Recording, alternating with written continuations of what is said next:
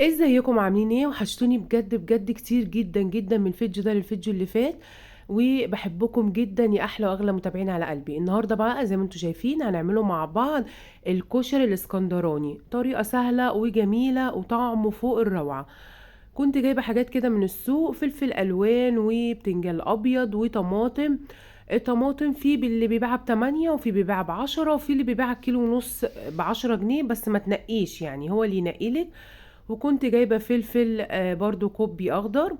الحاجات دي جماعة بتفرق جدا في البيت، يعني هتعملي مثلا خضار، عايزة طماطم، عايزة فلفل الوان تحطيه. انا بحبه دايما الفلفل الالوان ده، احطه مثلا لو هنعمل بامية او بسلة، بيدي طعم وريحة للخضار، او مثلا شاورمة فراخ، او اي حاجة بيديها طعم فوق الروعة. او مثلا لو هتعملي بيتزا، بجد الفلفل الالوان ده تحفة، جميل جدا جدا جدا. يلا بقى ندخلوا على وصفتنا النهاردة، الكشري الاسكندراني. كنا زمان بنقوله يا جماعة ان الكشري الاسكندراني ده يعني اكلة بسيطة كده ومش مكلفة، وزي ما بيقولوا الجودة بالموجودة. طبعا دلوقتي عارفين ان اسعار الرز بقت صعبة جدا، والعدس برضو. فالحمد لله على كل حال.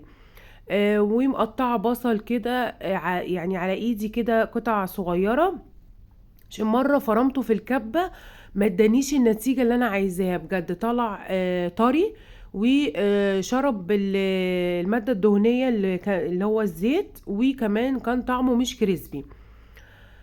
دلوقتي انا جبت حلة وحطيت فيها معلقة زبدة صفرة. اي حاجة بقى عندك، عايزة تعمليه بالسمنة الفلاحي، بالزيت، بالزبدة، براحتك. بس انا دايما بحب اعمل الرز مع العدس مثلا بالزبدة الصفرة. والبصل بعمله في المادة الدهنية بتاعته زيت عادي يعني. هقلب بس كده الزبدة لما تسيح معايا. بصوا بقى يا جماعة، الأكلة دي يعني ممكن تاكليها جنب أي حاجة. الكشري الاسكندراني ده جنب بيض مسلوق، بطاطس تسلقيها وتحمريها، أو بطاطس محمرة، شوية سلطة، شوية بابا غنوم. بجد تحفة، بيبقى الأكل بسيط، ومهما كان برضو مش مكلف زي أسعار أكلات كتيرة. دلوقتي بقى نزلت بالبصل بعد طبعا ما الزيت يسخن معاكي شوية تنزلي بالبصل. وفي الحلة اللي احنا حطينا فيها الزبدة، نزلت بالرز على العدس طبعا، غسلاه كويس جدا.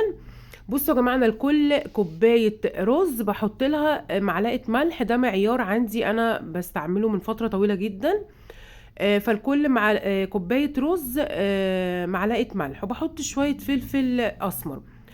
طبعا شفتوا ان انا حطيت ملح على البصل. الملح يا جماعة بيخلي البصل يعني ايه، يتسرع في ان هو يحمر، ما يقعدش معاكي مدة طويلة على النار.